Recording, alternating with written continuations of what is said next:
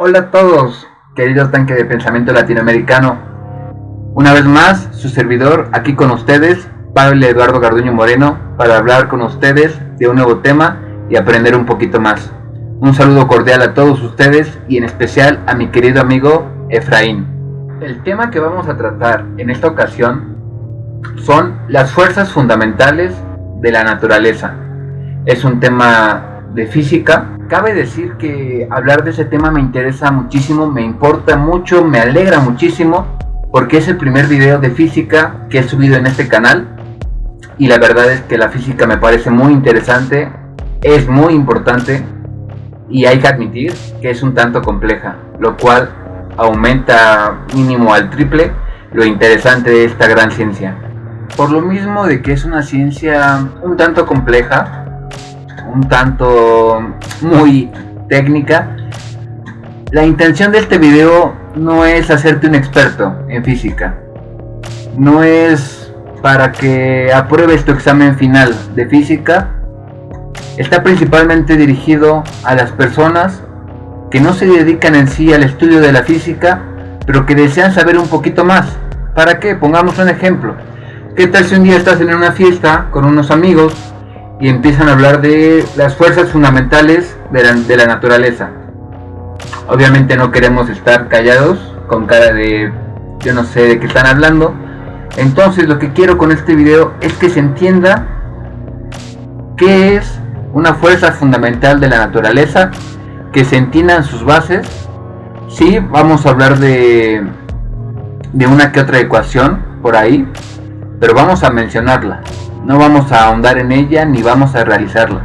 Vamos a explicar el por qué surgió, el para qué surgió, sus autores, pero principalmente entender el concepto de cada una de las fuerzas fundamentales de la naturaleza, que son 4. Sin embargo, con esto no quiero decir que nos vamos a quedar simplemente con lo superficial. Esto es una introducción a la lista de reproducción de física que va a haber en el canal. Decidí empezar con las fuerzas fundamentales de la naturaleza porque, a pesar de ser, ¿cómo decirlo?, un tanto complejo como para iniciar, es a la vez lo mejor para iniciar, porque como su nombre lo dice, es fundamental para comprender la naturaleza. De hecho, algunos físicos, algunos científicos llaman a estas fuerzas fundamentales del universo. Ya ni siquiera dicen de la naturaleza, dicen del universo. ¿Por qué? Es lo que vamos a ver a continuación. ¿Por qué es tan importante hablar de este tema? Bien, las fuerzas fundamentales de la naturaleza realmente determinan todo lo que podemos vivir en nuestra vida cotidiana. Todas las fuerzas que percibimos, todas las reacciones, todos los fenómenos tienen que ver con las fuerzas fundamentales de la naturaleza, que son 4. Ahora bien, hay que comprender que estas fuerzas, ya sea que se consideren en su individualidad o colectivamente, las 4, al operar juntas, tienen un gran impacto macrocósmico. Sin embargo, incluso si consideramos cada una por separado, algunas pueden tener tanto impacto macrocósmico como microcósmico. Ahora bien, es importante recordar que como estamos hablando de fuerzas, todo el tiempo esto se puede medir en newtons. Una medida nombrada así en honor al destacado personaje histórico, científico y demás cosas que hacía. Los científicos consideran que al principio del universo, poco después del Big Bang, en realidad solamente había una fuerza, una sola energía trabajando. Sin embargo, conforme las partículas que conformaban el todo, la masa y la energía que estaban reunidos en un punto desconocido, se dispersaron, perdieron su energía, por así decir. La energía principal perdió su energía, haciendo que se dividiera en 4 fuerzas, hasta ahora conocidas 4 fuerzas. En pocas palabras, en el momento en que se realizó el estallido del Big Bang, la fuerza única o la fuerza primera, algunos lo consideran la causa primera, sufrió una pérdida de energía. Y es entonces que las 4 fuerzas fundamentales de las que vamos a hablar en este video surgieron. Hay que destacar que los especialistas en ese tema prefieren llamar a estas fuerzas interacciones, debido a su modo de trabajar y a su naturaleza. Estas interacciones o fuerzas tienen tanta influencia que interactúan precisamente sobre partículas, sobre cuerpos e incluso sobre la energía misma. He ahí su importancia. Y por eso se llaman interacciones. Porque básicamente su naturaleza, su esencia es interactuar con las partículas que hay en el ambiente, con la energía que hay en el ambiente. Vamos, básicamente incluye todo. Incluye los átomos de todo lo existente. Podemos hablar de células, de tejidos, de rocas, de plantas, de personas, de energía eléctrica, energía eólica, todo tipo de energía. Básicamente esto abarca todo, y es por eso que algunos prefieren llamar a estas fuerzas fundamentales de la naturaleza fuerzas fundamentales del universo.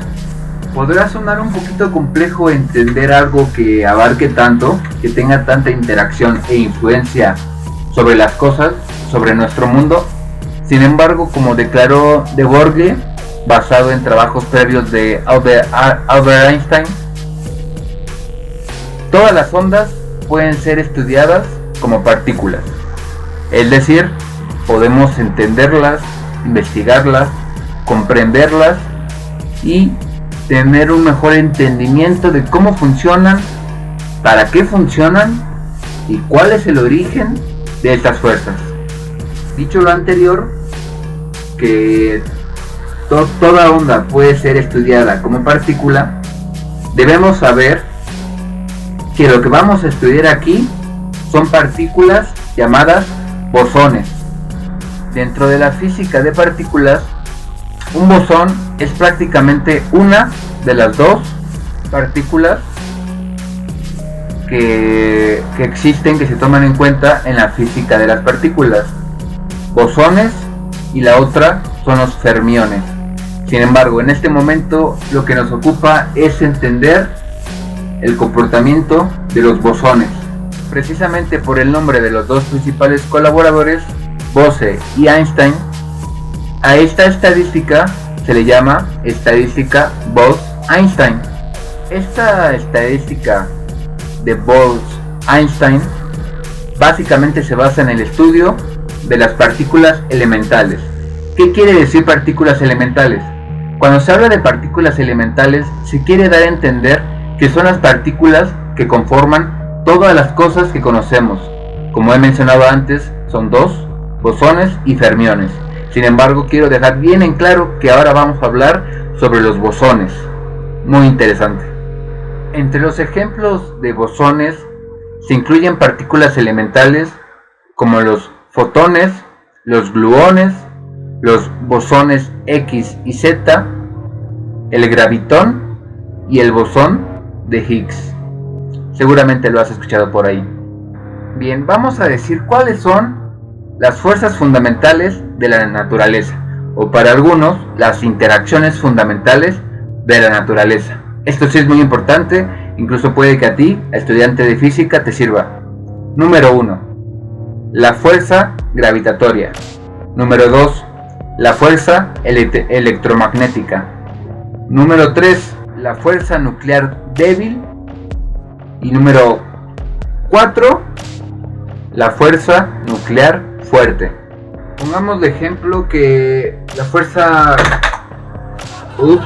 algo se cayó ahí. Consideremos que la fuerza gravitatoria tiene una magnitud de 1.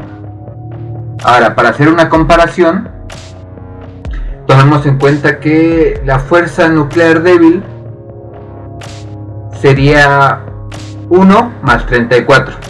Esto significa un 1 seguido de 34 ceros. Ahora bien, la fuerza electromagnética sería 1 más 37, es decir, un 1 seguido de 37 ceros. Ahora bien, comparándolo con la fuerza nuclear fuerte, sería un 1 más 39. Esto quiere decir un 1 seguido de 39 ceros. Los felicito mucho por haber llegado hasta aquí. Vamos a empezar a hablar de cada una de las fuerzas fundamentales de la naturaleza. Yo sé que ya muchos se fueron, no tienen interés. Si tú permaneces aquí en este video, no te vas a repetir. Ya tan solo ya aprendiste las 4 fuerzas fundamentales de la naturaleza, que ya es bastante. Ahora vamos a ver más a fondo cada una de ellas. Y por cierto, te comento un secretito: relacionar estas fuerzas fundamentales de la naturaleza con otro tipo de leyes, por ejemplo, pongamos los principios del Kybalión. De hecho, lo tengo por aquí, te los muestro. Si juntamos estos dos conocimientos sin aburrirnos, con toda la paciencia del mundo, créanme que les va a ser muy beneficioso. Y eso es lo que yo deseo para ustedes, para todos nosotros. Beneficio, que nos vaya bien, es lo importante, ¿no? Número 1. Fuerza gravitatoria. Según la teoría de Newton, todos los cuerpos se ven atraídos directamente proporcional a la cantidad de masa que poseen. Eso es muy importante. Primer dato. Sin embargo, es inversamente proporcional a la distancia que hay entre ambos objetos al cuadrado. El factor a tomar en cuenta aquí se le llama línea de acción, es decir, la recta que separa ambos objetos que se están tomando en consideración, que se están estudiando. El gravitón es el principal transmisor gravitatorio en la mayoría de modelos de gravitación cuántica. Pero recuerden, el gravitón es el principal transmisor de la fuerza gravitatoria en la mayoría, por no decir todos, los modelos de gravitación cuántica. Ya les pondré ahí con el editor de este lado, aquí abajito, o de ambos lados, acá, ¿sí? Les pondré una imagen, un modelo digital de cómo podría lucir un gravitón, ¿vale? ¿Por qué? Porque los quiero mucho. Bien, ahora quiero hablarles sobre la balanza de Cavendish, debido a que este experimento fue el primero que comprobó, mostró al mundo, mostró a la comunidad científica la constante universal de la gravedad. La balanza de Cavendish, recuérdenlo, en 1798. Les platico cómo diseñó Cavendish su balanza para este experimento. Como bien dice su nombre, era una balanza con 2 metros, con un palo, un tubo de metal de 2 metros, en el que cada extremo colocó una esfera de cristal. Esta balanza estaba suspendida por un hilo. Ahora bien, cerca de cada bola de cristal colocó también 2 bolas de plomo de 175 kilos cada una. No lo sé, genios, con mucha intuición. Él ya suponía, y lo pudo comprobar, que el peso de las esferas de plomo, de las pelotas de plomo, de las bolas de plomo, como se les quiere llamar, atraerían generando torque, una torsión. En pocas palabras, que la balanza giraría aunque fuera unos pocos milímetros, pero por la atracción entre las esferas. Y bueno, sobre lo que les hablaba sobre la torsión, la balanza, aquí ya viene un dato, pues para poder entender mejor las ecuaciones de física. Repito, más adelante vamos a verlas. Gracias a esta torsión generada por las pelotas, por las esferas, fue que Cavendish pudo desarrollar la primera teoría sobre la constante universal de la gravedad. Es decir, que la masa de los objetos, en específico se nota más en objetos pesados, por eso era una bola de plomo de 175 kilos, la masa de estos objetos atraen a otros objetos. Muy interesante, ¿no? Bueno, como les comentaba, ya para empezar a entender un poco las ecuaciones que más adelante veremos y no se me van a escapar, la torsión en física en general, pero en específico en este caso de la balanza, se representa con la letra K. Y bueno, fue a través de este experimento que Cavendish pudo calcular la constante universal de la gravedad. Fue todo un rollo, la verdad. Fue un rollo, este tipo era un genio o estaba loco o ambas cosas. No solamente hizo la balanza, sino que colocó la balanza en un cuarto a prueba de aire, no entraba aire al lugar para que no se moviera para nada la balanza por alguna otra razón, solamente quería comprobar que fuera por la densidad de los objetos y su influencia en la atracción hacia otros objetos. Entonces hizo un cuarto hermético y utilizaba un telescopio para poder observar milímetro por milímetro si llegaba a ver una torsión. Impresionante. Ahora bien, su cálculo sobre la ley general de la gravitación, que en física, ay, perdón por ese movimiento de la cámara, ahí está mejor, no, ahí está mejor, hola, es la letra G. Ahí tenemos otra letra para que podamos entender mejor las ecuaciones. Se representa por la letra G y coincide con la teoría de Newton. Les comparto otro símbolo físico o perteneciente a la física que nos va a servir mucho para entender ecuaciones al futuro. Es rad-s. Esto quiere decir radian por segundo. Recuérdenlo bien. Todos estos son símbolos que nos sirven para entender mejor las ecuaciones en física, porque ya saben, cuando empezamos a ver ecuaciones un poco más avanzadas, los números desaparecen, si acaso te encuentras uno o dos. Bien, este concepto de radian por segundo se expresa con la letra omega del alfabeto griego.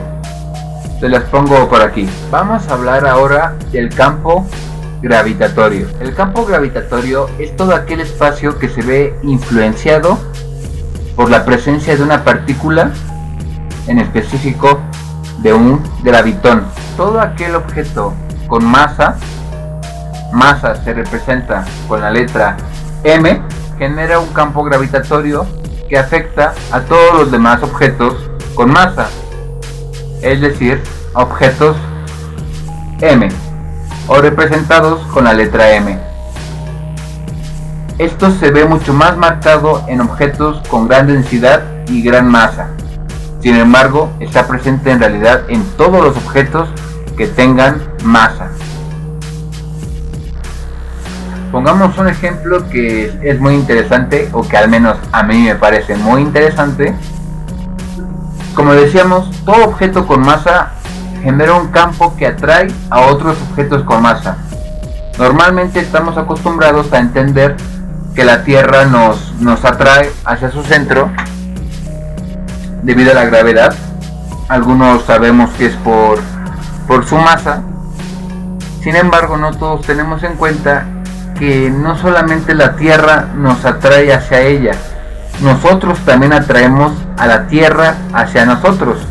Sin embargo, como la masa de la Tierra es enormemente mayor que la de uno, esta atracción gravitatoria es apenas notoria. A pesar de que seguimos hablando de la fuerza fundamental gravitatoria, he de mencionar la segunda, la fuerza electromagnética. ¿Por qué? Porque ambas comparten algo, su alcance, el alcance de sus partículas. Da la casualidad, por así llamarlo, que ambas fuerzas realmente tienen un alcance enorme.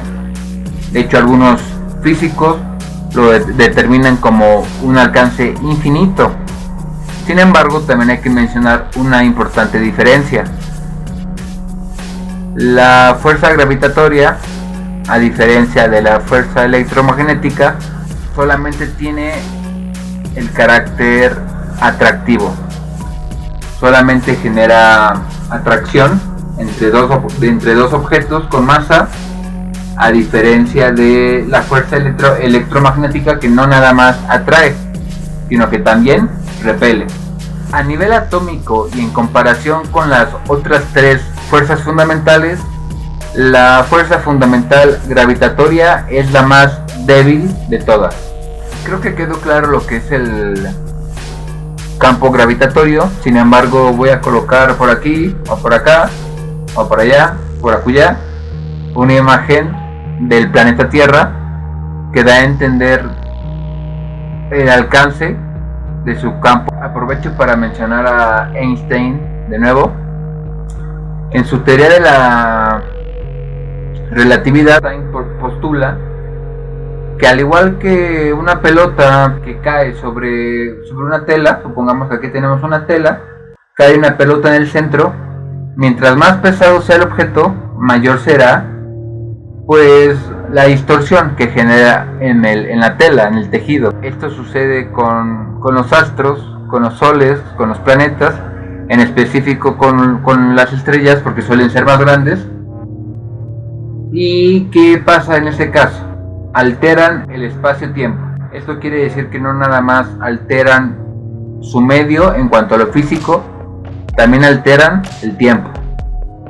El tiempo cerca de estos objetos con mucha masa y con gran atracción gravitacional alteran el tiempo. Y este objeto con gran masa que altera el espacio-tiempo genera una curvatura en el espacio-tiempo, y es sobre esa curvatura, eso da mucho de qué pensar. La verdad es que sí. Considerar que el tiempo se ve afectado por el peso de un objeto que altera el espacio-tiempo, que altera toda la estructura de lo que está alrededor suyo, está muy interesante y un poquito complejo, pero de a poquito lo vamos a ir entendiendo cada vez mejor. Querida audiencia mía del tanque de pensamiento, mis queridos tanques, si así me permiten llamarlos de cariño, yo pensaba incluir las 4 fuerzas fundamentales de la naturaleza en este video, pero de hecho estoy viendo el tiempo que ya llevo y ya va aproximadamente media hora, así que voy a hacer un video por cada fuerza fundamental. Sirve que a lo mejor hasta completo más información, aclaro más las cosas, sigo investigando. Muchas gracias por su atención, de verdad, de corazón. Espero les haya agradado este video. Y recuerden, yo soy Pavel Eduardo Garduño Moreno, siempre al servicio de todos ustedes. Chao, chao, hasta la próxima.